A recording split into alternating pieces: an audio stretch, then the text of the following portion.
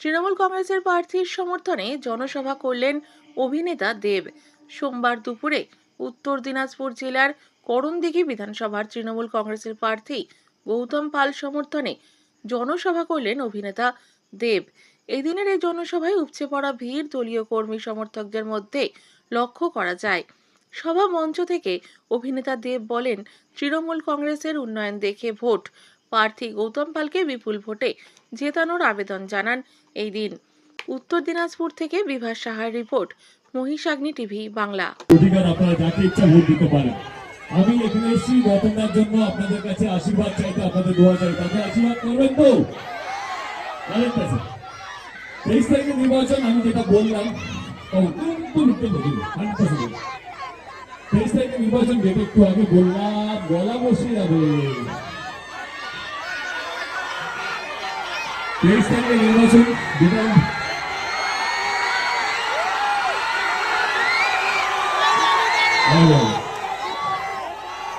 আরো চিন্তা করবো একটু।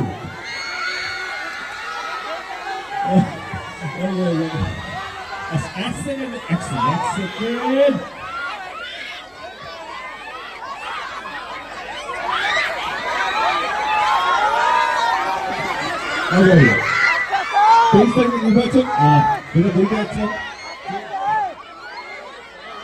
নির্বাচন আমি ভোট চাইতে আসিনি। এটা আপনাদের গণতান্ত্রিক অধিকার, যাকে ইচ্ছা ভোটটা দেবেন, সেটা আপনাদের পুরোপুরি অধিকার আছে। কিন্তু হ্যাঁ, ভোট দেওয়ার আগে আপনাদেরকে ভাবতে হবে কোন দল, কোন সরকার, কোন দলের কর্মীরা আপনাদের পাশে ছিল, আপনাদের পাশে আছে এবং আগামী দিন থাকবেন।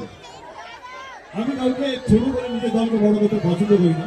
আমার মনে হয় যে প্রত্যেকটা দল তাদের যোগ্যতা নিয়েই বড় হয়, এবং আমি টিএমসির একজন সাংসদ, একজন কর্মী, এবং আমি কেউ বসবো না, তোমরাও দাঁড়িয়ে যাও, তোমরা দাঁড়িয়ে যাও, কেউ বসবো না।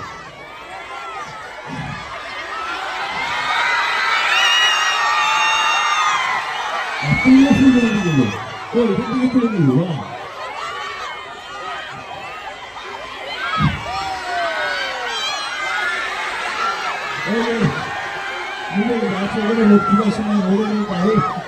এটাও ভালো।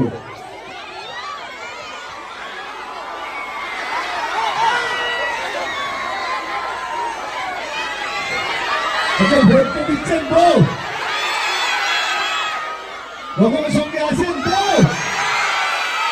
এবং শুধু ভগবানের জন্য নয়, মানে আমাদের যত লোক ক্যান্ডিডেট পুরো পশ্চিমবঙ্গ জুড়ে, তাদের জন্য একটু আশীর্বাদ করবেন, তাদের জন্য একটু দোয়া করবেন, যেন আমরা সবাই নিজেদের বিধানসভা, নিজেদের জায়গা থেকে আপনাদের ভালোবাসে, আপনাদের আশীর্বাদে যেন জিততে পারেন।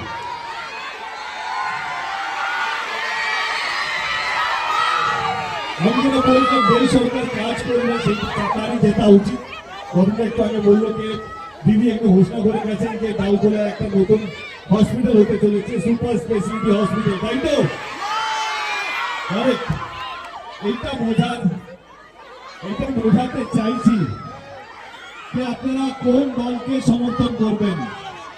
যারা ধর্ম নিয়ে রাজনীতি করে তাদেরকে না, যারা মানুষকে ভালো রাখতে চেষ্টা করে, কখনো হসপিটাল, কখনো স্কুল, কখনো রাস্তাঘাট, কখনো কলেজ, কখনো কন্যাশ্রীর মতন প্রকল্প, লক্ষ্মীর ভান্ডারের মতন প্রকল্প, যুবসাথীর মতন প্রকল্প, স্বাস্থ্য সাথী এবং প্রকল্প নিয়ে আপনাদেরকে ভালো রাখার চেষ্টা করে, আপনাদেরকে আগলে রাখার চেষ্টা করে, আপনাদের বাঁচিয়ে রাখার চেষ্টা করে। কোনোদিনও জিজ্ঞেস করেন আপনাদেরকে আপনারা কোন ধর্ম, আপনারা হিন্দু না মুসলিম, এটা কোনোদিন ধর্ম মানে জিজ্ঞেস করে না। একটাই কথা বলবো, আমাদের দল ধর্ম দেখে কাজ করে না, আমাদের কাজটাই হচ্ছে ধর্ম। তৃণমূল কংগ্রেসের কাজটাই হচ্ছে ধর্ম। সে যে ধর্মের মানুষ হোক না কেন, আমরা চেষ্টা করি মানুষকে আগলে রাখা, মানুষকে বাঁচিয়ে রাখা, মানুষকে ভাগ করে রাজনীতি করি না। 23 তারিখে নির্বাচন, যদি আপনাদের মনে হয় আমাদের দল, আমাদের নেত্রী এবং আমাদের ক্যান্ডিডেট আপনাদের যোগ্য, আপনাদের যোগ্য আছে, তাহলে তবেই যে আমার দাদা কম, ভাই কম, বন্ধু কম প্রার্থী বিপুল ভোটে জয়যুক্ত করবেন। ঠিক আছে, ভালো থাকবেন। থ্যাংক ইউ সো মাচ সকলকে।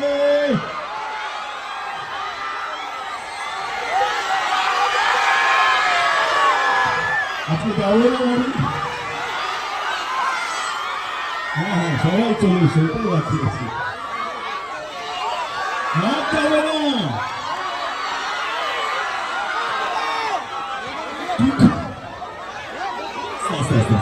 ওকে গাইস, থ্যাংক ইউ অল, সবাইকে অসংখ্য ধন্যবাদ। Love you love you love you.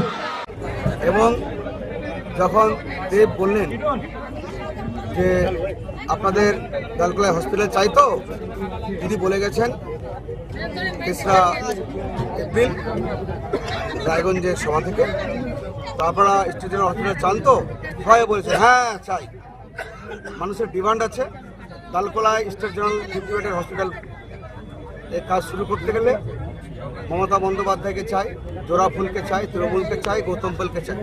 সেজন্য দালকোলার মানুষ আজকের সভা থেকে মনে হলো মানুষ এত উৎসাহিত যে 23শে এপ্রিল ভোট বাক্সে গিয়ে ঘাসের উপর জোড়াফুল চিনে বোতাম টিপে আমাকে প্রচুর ভোটের ব্যবধানে 4 তারিখ মে কাউন্টিংয়ে আমাকে জেতাবে পুনরায়, এবং মমতা বন্দ্যোপাধ্যায় পশ্চিমবঙ্গের পুনরায় 4র্থবারের মতো মুখ্যমন্ত্রী হবে।